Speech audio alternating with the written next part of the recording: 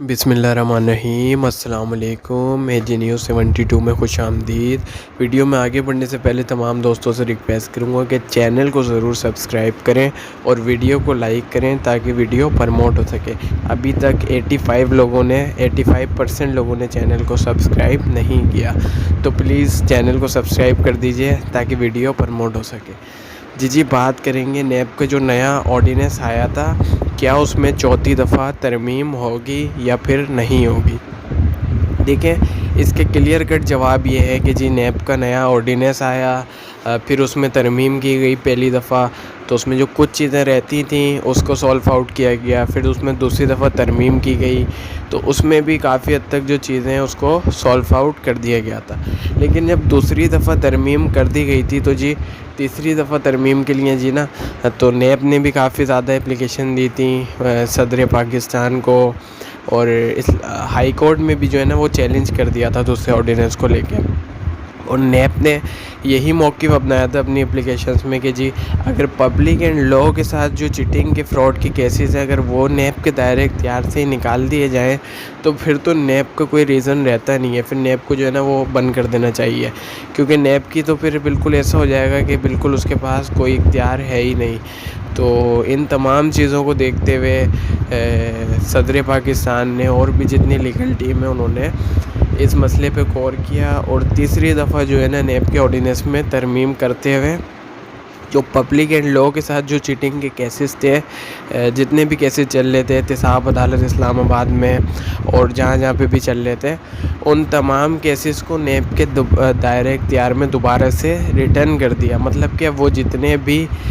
Cases جو ترمیم ہونے کے بعد نیب کے دائرۂ اختیار سے ختم ہو گئے تھے اور جتنے لوگوں کو بھی ریلیف ملا تھا اور جتنے بھی کیسز جو انکوائری چلنی تھی وہ روک دی گئی تھی، وہ دوبارہ سے نیب کے اختیار میں آنے کے بعد انکوائری سٹارٹ بھی ہو گئی، اور جتنا ریلیف ملا تھا وہ بالکل ضائع ہو گیا ان تمام لوگوں کا۔ تو جی اب سچویشن ایسی بنی ہوئی ہے کہ جو تیسرا آرڈیننس آیا ہے اس کو ڈیفینیٹلی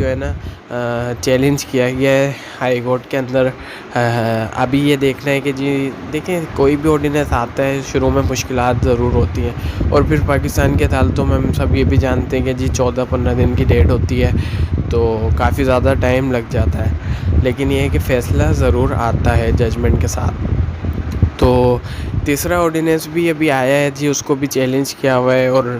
اپوزیشن ہے حکومت کی، انہوں نے بھی یہی کہا ہے کہ جی یہ جو آرڈیننس میں ترمیم کی گئی ہے اس نے حکومت نے خود کو NRO دیا ہے۔ جو اپوزیشن ہے وہ اس بات پہ وہ یہ بات کہہ رہی ہے میڈیا پہ آ کے کہ جی حکومت نے ترمیم کر کے خود کو یہ NRO دیا ہے، پھر آرڈیننس آنے کا کوئی مطلب نہیں تھا۔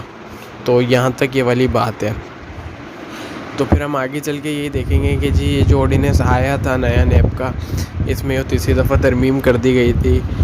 کیا یہ جو تیسری دفعہ بھی آرڈیننس کو چیلنج کیا گیا ہے ہائی کورٹ میں، اس میں چوتھی دفعہ ترمیم ہوتی ہے یا نہیں؟ اور اب اگر کوئی ترمیم ہوگی تو پھر وہ فائنل اپڈیٹ ہو جائے گی اس آرڈیننس کی، کیونکہ کسی بھی آرڈیننس کو لے کے اتنی زیادہ دفعہ ترمیم نہیں ہوتی، 2 دفعہ ہو گئی تھی،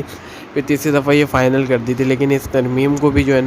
ہائی کورٹ کے اندر چیلنج کر دیا، کیونکہ حکومت نے تو تیسری دفعہ ترمیم کر کے فائنل آرڈیننس پیش کر دیا تھا۔ اپوزیشن نے بھی چیلنج کیا ہوا ہے، اور کافی زیادہ جو پرائیویٹ پرسنس ہیں انہوں نے بھی چیلنج کیا ہوا ہے اس آرڈیننس کو لے کے۔ اب دیکھنا ہے کہ جی اس آرڈیننس کا جو فیصلہ ہے وہ کب تک آ جاتا ہے، چیلنج وہ ایکسیپٹ ہوتا بھی ہے یا پھر نہیں ہوتا۔ اسلام آباد ہائی کورٹ اس کا وہ کیا فیصلہ سناتا ہے، اور اس نیو آرڈیننس میں جو ترمیم آئی ہے اس میں کتنا ٹائم لگ جاتا ہے۔ لیکن ان تمام باتوں کو دیکھتے ہوئے یہ بالکل بھی گڈ نیوز نہیں ہے SRGP4U ممبرز کے لیے،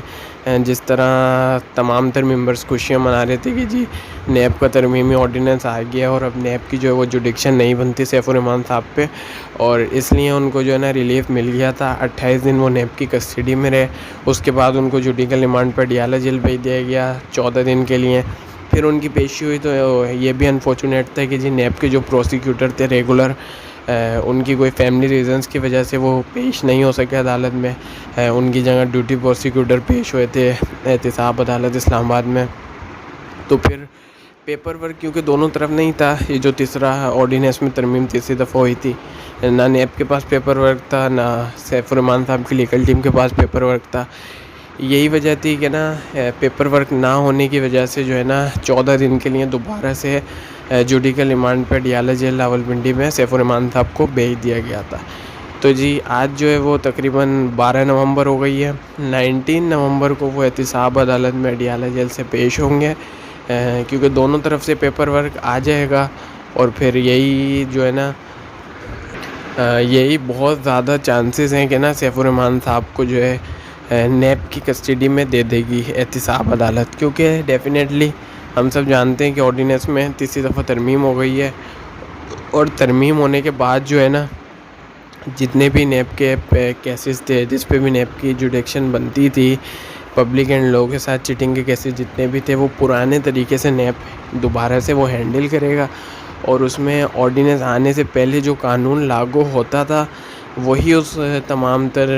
جتنے بھی ایسے کیسز ہیں ان تمام تر پہ وہی قانون لاگو ہوگا. تو دیکھتے ہیں جی آگے کیا سچویشن بنتی ہے اور کیس جو ہے وہ کس ڈائریکشن میں جاتا ہے. جیسی کوئی نیو اپڈیٹ آئے گی آپ کو فوراً اسی چینل پہ بر وقت مل جائے گی. اس لیے آپ تمام دوستوں سے ریکویسٹ کروں گا کہ چینل کو ضرور سبسکرائب کریں اور ویڈیو کو ضرور لائک کریں. With tons of love my J news 72 family. اللہ حافظ.